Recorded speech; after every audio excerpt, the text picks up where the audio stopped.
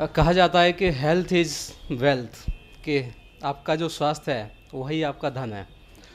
तो आज हम इसी विषय में बात करेंगे अपने नॉर्थ ईस्ट दिल्ली के प्रसिद्ध हमारे जो डॉक्टर हैं, डॉक्टर यूके चौधरी जी से।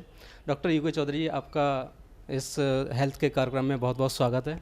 धन्यवाद विमल जी। डॉक्टर साहब, आपका काफ़ी लंबा अनुभव रहा है हेल्थ के क्षेत्र में।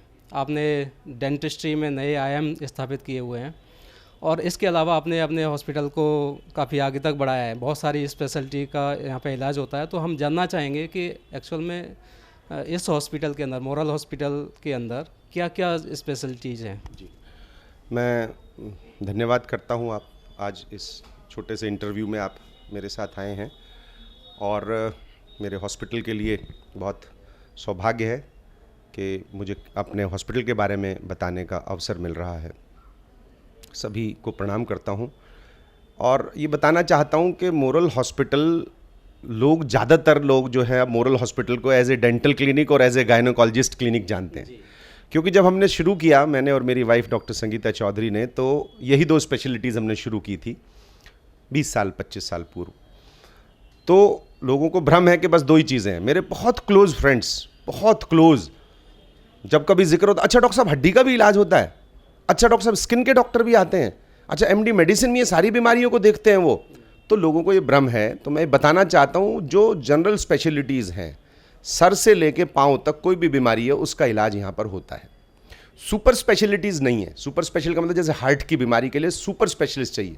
हार्ट की छोटी मोटी प्रॉब्लम एमडी मेडिसिन देखते हैं, ब्रेन की कोई प्रॉब्लम उसको देखते हैं, पेट की कोई प्रॉब्लम देखते हैं, न्यूरो की कोई भी प्रॉब्लम देखते हैं। लेकिन जब सुपर स्पेशलिस्ट की ज़रूरत पड़ती है तो वो सुविधाएं यहाँ बहुत कम हैं, क्योंकि उसके लिए एक बड़ा सेटअप चाहिए, एक सुपर स्पेशलिटी हॉस्पिटल चाहिए।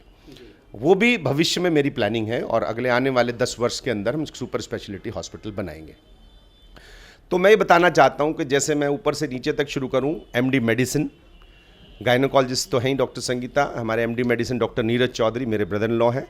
वो प्रातः मिलते हैं 10 से 12 के बीच में, 1 तक रहते हैं वो। और शाम को डॉक्टर पारुल मिलती हैं एमडी मेडिसिन। उसके अलावा साइकेट्रिस्ट हमारे पास उपलब्ध हैं। यूरोलॉजिस्ट सुपर स्पेशलिटी में उपलब्ध है हमारे पास, जो किडनी की या किसी भी सर्जरी के लिए आवश्यकता होती है। जनरल सर्जन्स हमारे पास 3 अवेलेबल हैं। उसके बाद हड्डी के 2 स्पेशलिस्ट हमारे पास हैं। स्किन के 2 डॉक्टर्स हमारे पास हैं। फिजियोथेरेपी का बहुत बड़ा हमारा डिपार्टमेंट है। सारी जांचें, लैब्स वगैरह जो हैं और डिजिटल एक्सरेज वगैरह, वो सुविधा हमारे पास है। और आप ईएनटी स्पेशलिस्ट हमारे पास हैं। तो मुझे लगता है कि ज़्यादातर चीज़ें जो कवर हो जाती हैं। कोई एक आध चीज़, जैसे आई हमने अभी नहीं रखा है, लेकिन भविष्य में आई स्पेशलिस्ट को भी अपने यहाँ पर जगह देंगे।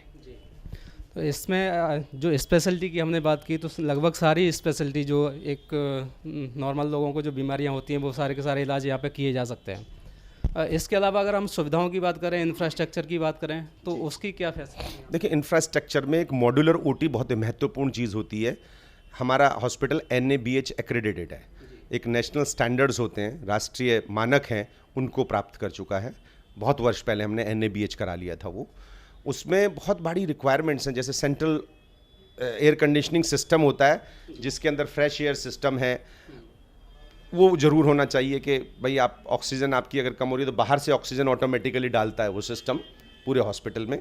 देन मॉड्यूलर ओटी जो है, वो एक जिसे कहते हैं ज़ीरो इन्फेक्शन वाला ओटी हमारे पास उपलब्ध है।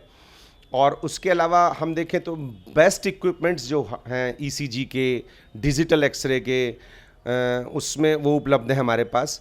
जो लेप्रोस्कोपिक दूरबीन से जो भी सर्जरीज़ होती हैं या लेज़र से कोई सर्जरीज़ होती हैं, उसकी सुविधा हमारे पास उपलब्ध है।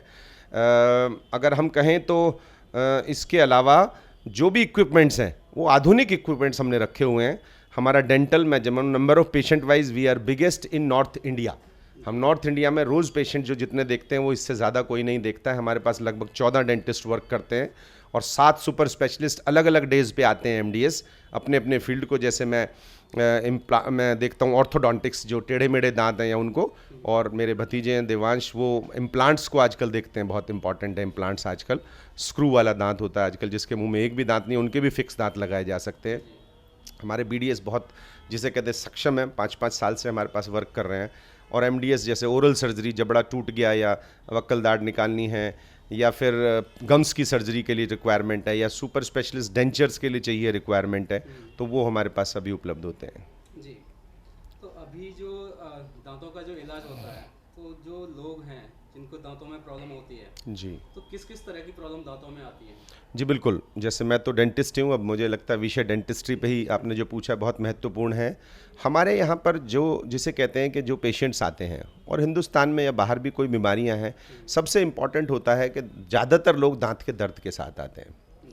तो दांत का दर्द तब होता है जब दांत में कैविटी हो गई हो, और वो कैविटी बहुत दिन तक हमने उसको अवॉइड किया हो, कि फंस गया खाना, तिल्ली से निकाल लिया और सब चीज़ें कर ली हैं, तो वो बताता है दांत। पहले ठंडा गर्म भी लगेगा आपको, थोड़ा थोड़ा दर्द भी होगा आपको, जब कैविटी बनेगी खाना भी फंसेगा, तो आप उसको फिर भी जुगाड़ से करते रहें, तो वो एक स्टेज ऐसी पहुंच जाती है कि दांत की नसों तक इन्फेक्शन पहुंच जाता है दांत में, और जब नसों तक इन्फेक्शन हो जाता है तो फिर वो रूट कैनाल ट्रीटमेंट की ज़रूरत पड़ती है। तो ज़्यादातर लोग उस स्टेज में आते हैं। फिर गम्स की प्रॉब्लम है। गम्स की प्रॉब्लम में पायरिया जिसे कहते हैं, वो लोग उसके साथ आएंगे, फाउल स्मेल आती है जी, गंदी बदबू आती है मुंह से, या मसूड़े फूल जाते हैं, या मसूड़ों में से कुछ पीप जैसा निकलता है, तो इस तरीके के पेशेंट आते हैं हमारे पास। दो तो ये मेन प्रॉब्लम्स हैं। उसके अलावा जो है वो टेढ़े मेढ़े दांत हैं, दांत जिनको बाहर हैं। आजकल सुंदरता बहुत महत्वपूर्ण है, अपने जिसे कहते हैं एक चेहरा जो है वो आपकी, कहीं भी आप जाएंगे तो उसको वो बहुत महत्वपूर्ण एक फेस आपकी इम्पॉर्टेंट है, तो उसके लिए कॉस्मेटिक ट्रीटमेंट्स के लिए आते हैं। दांतों में जैसे गैप्स हो गए हैं, उनको लेज़र से भर देते हैं या तारों से ट्रीटमेंट कर देते हैं, ब्रेसेस लगा के। कॉस्मेटिक ब्रेसेस उपलब्ध हैं आजकल, इनविजिलाइन उपलब्ध है आजकल, ब्रेसेस नहीं होते हैं, वो ट्रेज टाइप से उसका ट्रीटमेंट करते हैं, कॉस्मेटिक ट्रेज से। तो ये चीज़ें हो गई। और कुछ लोग जो हैं जो ट्रॉमा एक्सीडेंट्स हो गए, तो जबड़ा फ्रैक्चर हो गया, या कहीं नाक में चोट लग गई, लिप्स में इंजरीज हो गई, ये वाले पेशेंट्स यहाँ पर आए। डॉक्टर साहब, कुछ लोगों का ऐसा मानना है कि दांत में अगर कोई प्रॉब्लम है और उसका ट्रीटमेंट आपने सही ढंग से नहीं कराया, तो वो कैंसर के रूप में भी धीरे धीरे वो बीमारी परिवर्तित हो जाती है, ऐसा कुछ है? देखिए, कैंसर के लिए ऐसा नहीं कि किसी भी दांत के ट्रीटमेंट को नहीं। हाँ, अगर आपका दांत कंटिन्यूसली बाइट कर रहा है, जीभ में या गाल में चुभ रहा है, और आपने उसको अवॉइड किया, तो बहुत बार ये कैंसर बन सकता है। 5 साल 10 साल आपने उसको अवॉइड किया, तो अगर कोई शार्प एज है, शार्प टूथ है या कोना है, जब क्या दांत गल जाता है, उसकी जड़ पड़ी होती है, वो चुभती रहती है, तो वो चुभती रहती है, तो फिर उसको वो कैंसर प्रोड्यूस कर सकती है। दूसरा महत्वपूर्ण जो मुंह के कैंसर का कारण है, वो टोबैको और स्मोकिंग वगैरह है। टोबैको आप एक ही जगह रखते हैं, वहाँ पे कैंसर शुरू होता है, और बहुत केसेस आते हैं। तो आप, मेरी ये रिक्वेस्ट है आपके माध्यम से कि देखिए, स्मोकिंग जो कि लंग्स को ख़राब करती है, लंग्स कैंसर करती है, ओरल कैविटी में भी प्रॉब्लम करती है, और जो जिसे कहते हैं कि तंबाकू जो है, वो जो मुंह में रखते हैं आप, वो बहुत कैंसर करता है। आप उसको अवॉइड करें। धीरे धीरे बहुत सारी टैबलेट्स आती हैं जिनको आप ले सकते हैं, उनकी रिप्लेसमेंट में, तो आपको तलब नहीं लगेगी उसकी। अगर दांतों में कोई किसी की प्रॉब्लम की शुरुआती स्टेज है कि प्रॉब्लम उसको महसूस हो रही है, तो उसको कैसे वो आइडेंटिफाई करे कि डॉक्टर के पास जाना चाहिए कि नहीं जाना चाहिए? बिल्कुल, बहुत महत्वपूर्ण प्रश्न है। देखिए, अगर दांत में खाना फंस जाता है तो उसको ज़रूर डेंटिस्ट को दिखा। वैसे तो देखिए, एक रूटीन में अगर देखें, जो इंटरनेशनल स्टैंडर्ड्स हैं, हर 6 महीने एक बार उन्हें डेंटिस्ट को विजिट करना चाहिए। तो लेकिन 6 महीने में हिंदुस्तान का थोड़ा सिस्टम ऐसा नहीं है। गाड़ी तो ज़रूर सर्विस करा लेते हैं अपनी दिए हुए समय पे, लेकिन शरीर की सर्विस में थोड़ा हमारी प्रॉब्लम है, क्योंकि गॉड लिख के नहीं देता ना एक कागज़ पे, पहली सर्विस 3 महीने बाद, दूसरी 6 महीने बाद। लेकिन हमें खुद ही सोचना चाहिए, और लोग 10% अवेयर भी हैं इस मामले में। आते हैं डॉक्टर साहब, रूटीन चेकअप कराना है हमें, तो रूटीन चेकअप 6 मंथ्स में नहीं तो 1 ईयर में करा लें आप। लेकिन इसके अलावा अगर दांत में कुछ खाना फंसता है, तो वो एक लक्षण है कि कैविटी हो गई है, और आपको फिलिंग वगैरह करा लेनी चाहिए। बदबू आती है, मसूड़े फूलते हैं, आपके दांत टेढ़े मेढ़े हैं। छोटे बच्चों में जो समस्याएं वो हैं कि भाई माउथ ब्रीदिंग है, मुंह खुला सोते हैंगे, थंब सकिंग है, फिंगर सकिंग है, उससे दांत बाहर आ जाते हैं। तो ये लक्षण है, शुरू में आप दिखा सकते हैं इनको। और ठंडा गर्म लगता है दांतों में, या आपको जैसे कहते हैं कि जब कभी आप ब्रश करते हैं तो ब्लीडिंग होती है, उंगली से ब्रश करते हैं तो ब्लड आ जाता है, तो ये लक्षण है कि जब आपको डेंटिस्ट के पास चले जाना चाहिए, और साल में एक दफ़े रूटीन चेकअप अवश्य करा लें। अच्छा, इस तरह की डॉक्टर साहब क्या काम करें लोग जिससे कि वो दांतों की बीमारियों से बचे रहें? कुछ ऐसा कोई उनको आप सजेस्ट करेंगे कि ये काम आपको करना चाहिए? प्रिवेंटिव मेजर्स बहुत महत्वपूर्ण सवाल है जनता के लिए। नंबर 1 तो आपको रूटीन चेकअप कराने हैं, साल में एक बार चेक करा लें।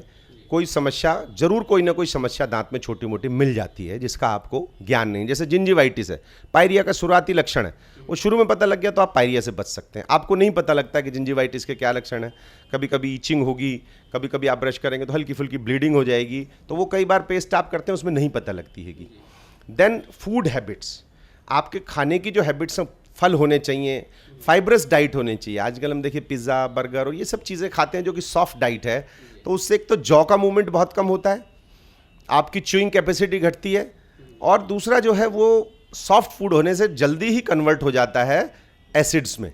हमारा जो बॉडी है वो हमारा जो चीज़ खाते हैं वो अल्टीमेटली कन्वर्ट होती है शुगर में, और शुगर अल्कोहल में कन्वर्ट होता है और वो एसिड में कन्वर्ट हो जाता है, और वो जो एसिड है वही कैविटेशन के लिए जो है ना स्ट्रेप्टोकोकस म्यूटान्स और स्टेरोविडान्स नाम के बैक्टीरिया उसको कन्वर्ट कर देते हैं, और वो एसिड ही कैविटी बनाता है। तो प्रिवेंटिव मेथड फूड हैबिट्स की है और रूटीन चेकअप्स है आपकी। दूसरी बात है कि प्रॉपर मेथड ऑफ ब्रशिंग आप सीख लें डेंटिस्ट के पास जाके, ताकि आप देखिए, मैं बताऊं आपको 90% रोल है हाउ यू ब्रश, और 10% रोल है what you use on your brush. अगर बिना पेस्ट के आपने अच्छा ब्रश किया है तो भी ठीक है, इन कंपैरिजन टू कि आप बहुत बढ़िया पेस्ट, आपको दुनिया का फलाना फलाना फलाना पेस्ट यूज़ कर रहे हैं और आपका मेथड ठीक नहीं है, तो आपको दांतों में नुकसान होगा। तो डॉक्टर साहब, अब अगर हम बात करें कि ट्रीटमेंट्स की, तो जो समस्याएं हैं उन पे हमने डिस्कस किया। अब हम जानना चाहते हैं कि क्या क्या ट्रीटमेंट्स हम प्रोवाइड कर सकते हैं अपने डेंटल क्लिनिक के थ्रू।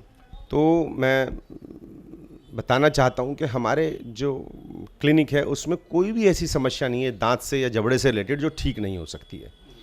उसमें जैसे मैं छोटी समस्याओं की बात करूं तो कैविटीज़, तो उसमें कैविटीज़ की फिलिंग्स के लिए आजकल नॉर्मल फिलिंग, सिल्वर फिलिंग और कॉस्मेटिक फिलिंग्स भी अवेलेबल है।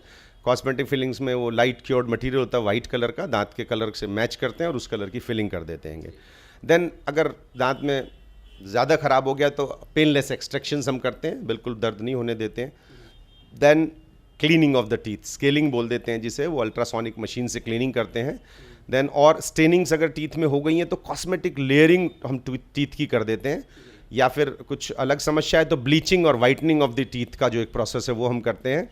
उसके बाद हम लोग गम सर्जरीज करते हैं, किसी के मसूड़े बढ़ गए हैं, ज़्यादा दिखते हैं, या फिर जिसे कहते हैं दांत अंदर हो गए उसके बावजूद भी गम्स दिखाई दे रहे हैं, माउथ ब्रीदिंग से ऐसा हो जाता है। देन हम रूट कैनाल ट्रीटमेंट्स, अगर पेनफुल दांत हो गया और कैविटीज़ बहुत ज़्यादा गहरी हो गई हैं, देन हम बच्चों की डेंटिस्ट्री करते हैं। उनका टेढ़े मेढ़े दांत होने होंगे तो उसको टाइम पे प्रिवेंटिव करने के लिए सीरियल एक्सट्रैक्शंस एंड ऑल करते हैं। उसके अलावा हमारे यहाँ जो इम्पॉर्टेंट है वो इम्प्लांट्स लगते हैं आजकल, जो रिप्लेसमेंट ऑफ द टीथ है। आजकल आप अगर चाहते हैं कि बगल का दांत, पहले ब्रिजेस बनते थे, सबसे पहले आरपीडीज बनती थी, रिमूवल पार्शियल डेंचर, जिसे निकाल सकते थे और लगा सकते थे दांतों को, लेकिन अब बहुत लोग ऐसा पसंद नहीं करते, तो फिक्स दांत में ब्रिज आ जाता है और इम्प्लांट्स आ जाते हैं। तो ब्रिज होता है हमारा, एक दांत को ग्राइंड करते हैं बगल वालों को और बीच में एक दांत जैसे पुल की तरह फिक्स कर देते हैं, लेकिन उसका एक साइड इफेक्ट ये है कि दांतों को घिसना पड़ता है। तो बहुत लोग इम्प्लांट्स कराना चाहते हैं जिसमें दांत को घिसने की जरूरत नहीं पड़ती, एक स्क्रू बोन के अंदर डाल दिया जाता है, पेनलेस प्रोसीजर होता है, 20-25 मिनट का प्रोसीजर होता है, और उसके ऊपर 2 महीने बाद उसको ग्रिप कर लेता है और उसके बाद फिर कैप लगा देते हैं, तो उसका कोई नुकसान नहीं है। तो इम्प्लांट्स हमारे यहाँ होते हैंगे, उससे इम्प्लांट से फुल डेंचर्स भी बनते हैं, कंप्लीट डेंचर्स। देन उसके बाद अगर किसी को चोट लग गई है, जबड़ा फ्रैक्चर हो गया या अकल दाढ़ परेशान कर रही है, बार बार दर्द करती है, उनकी सर्जरीज़ की व्यवस्था सुपर स्पेशलिस्ट से हमारे यहाँ है। देन उसके बाद मेरी जो स्पेशलिटी है ऑर्थो, ब्रेसिस हम लगाते हैं कॉस्मेटिक ट्रीटमेंट के लिए। दांत टेढ़े मेढ़े हैं, दांत में गैप है या दांत बहुत बाहर को निकले हुए हैं, तो उसका हम ट्रीटमेंट करते हैं। देन TMJ पेन होते हैं, जबड़े के पेन या मायोफेशियल पेन्स होते हैं, जो स्ट्रेस में लोग रहते हैं और उनका जबड़ा पेन करता है और उनकी मसल्स पेन करती हैं, हेडेक होता है, उसका ट्रीटमेंट हम लोग यहाँ पे करते हैं। तो मेनली हम लोग यही कवर करते हैं इसमें, और सुपर स्पेशलिस्ट द्वारा ये सब किया जाता है। बच्चों की बीच में बात आई थी, तो मैं बच्चों के बारे में थोड़ा जानना चाहूँगा कि बच्चे आजकल बहुत सारी चीज़ें ऐसी खाते हैं जिनकी वजह से उनके दांत खराब हो रहे हैं, तो उस पर आपका क्या कहना है? हाँ, देखिए, मैं यही बताना चाहता हूँ कि जो हमारी फूड हैबिट्स हैं वो हमें चेंज करनी चाहिए। जितना बच्चों को प्यार से गाइड कर सकते हैं, कम से कम चॉकलेट्स अवेलेबल कराएं, टॉफ़ीज़ अवेलेबल कराएं। देखिए, हर चीज़ शुगर में कन्वर्ट होती है, लेकिन वो डायरेक्टली शुगर एसिड में कन्वर्ट हो जाती है। अगर 2 घंटे, 3 घंटे, 4 घंटे भी ब्रश नहीं किया तो आइडियली इससे 2 बार ब्रश करना चाहिए। रात में भी ज़रूर बच्चों को हैबिट डालें कि दिन में कोई चीज़ खाइए तो एटलीस्ट क्लीन हो जाए, तो रात भर उसका जो एक्शन है वो नहीं होगा दांत पे। तो यही है कि 2 बार ब्रश करें। मेथड ऑफ ब्रशिंग अच्छे से सिखाएं और थोड़ी जो शुगर से रिलेटेड चीज़ें हैं वो थोड़ी सी कंपैरेटिवली कम खाएं और फाइब्रस फूड ज़्यादा खाएं, जो कि जैसे साग है, जैसे कि हमारा ग्रीन वेजिटेबल्स हैं, हमारे फ्रूट्स हैं, तो इस तरीके की चीज़ें ज़्यादा खाएं। सलाद है तो सैलेड में ये है कि वो फाइबर्स होते हैं तो वो भी थोड़ा खाएं। तो और पिज़्ज़ा, बर्गर और ये आजकल के जो मैगीज़ और चाइनीज़ क्या होता है वो चाउमीन है, वो आजकल चल मोमोज़, वो सब जो है वो बिल्कुल मैदा है एकदम, और जो कि स्टिक होता है और बहुत न केवल दांतों को बल्कि पूरे शरीर की आंतों को ख़राब करता है। डॉक्टर साहब, अब वापस से हम लौट के आएंगे अपने हॉस्पिटल के बारे में। अभी डेंटल के बारे में हमने बात की थी, हॉस्पिटल के बारे में अगर बात करें तो हमारा एक क्वेश्चन जो है वो रहता है कि हमारे हॉस्पिटल में पैनल्स कौन कौन से हैं? जी, तो जहाँ तक पैनल्स की बात है, हमारे यहाँ पर मैं आपको अभी दिखाऊंगा अपना प्रेस्क्रिप्शन एक, जिसमें सेंट्रल गवर्नमेंट का पैनल है, CGHS बोलते हैं, मैं गवर्नमेंट पैनल्स की बात कर रहा हूँ। देन DGHS दिल्ली गवर्नमेंट का पैनल है पूरे हॉस्पिटल के लिए, दांत के लिए भी और पूरे हॉस्पिटल के लिए। देन उसके बाद ECHS जो रिटायर्ड फौज के हमारे बंधु हैं, बहनें हैं, उनके लिए है। देन BACS है हमारे पास, दिल्ली का विद्युत विभाग जो है। देन उसके बाद दिल्ली जल बोर्ड हमारे पास है। देन उसके बाद हमारा DTC है, दिल्ली यूनिवर्सिटी है, DDA है, NDMC है, और CAPF जो आजकल हमारा पैरामिलिट्री फोर्सेज है सारी, उनका पैनल्स हमारे पास आयुष्मान के तहत है। देन हमारे पास ऑल प्राइवेट TPAs हैं जो बड़े बड़े, किसी भी ने भी कोई हेल्थ इंश्योरेंस करा रखा है वो हमारे यहाँ पर free of cost cashless treatment ले सकता है। और उसके अलावा जो भी प्राइवेट पैनल्स एक दो नहीं है वो भी ट्रीटमेंट ले सकते हैं, वो कैशलेस नहीं होगा, उसमें पहले कैश पेमेंट करके उनको रियम्बर्स करा दिया जाएगा। थैंक यू डॉक्टर साहब, आपने आज बहुत ही महत्वपूर्ण जानकारी हेल्थ के टॉपिक पे दी है, और इससे मुझे लगता है कि जो हमारे दर्शक हैं, हमारे क्षेत्र के जो लोग भी हैं जो हॉस्पिटल में विजिट करते हैं या जो विजिट नहीं कर रहे अभी, उन सबको इससे लाभ मिलेगा। और जो फैसिलिटीज़ हॉस्पिटल में मिल रही हैं, जो स्पेशलिटीज़ हॉस्पिटल के अंदर हैं, उन सबको आपने लोगों के सामने रखा, और वो अब इस हॉस्पिटल के बारे में जान के और उन क्या फैसिलिटी मिल रही है उसके बारे में जान के मुझे लगता है कि यहाँ पे विज़िट ज़रूर करेंगे। बहुत बहुत धन्यवाद आपका।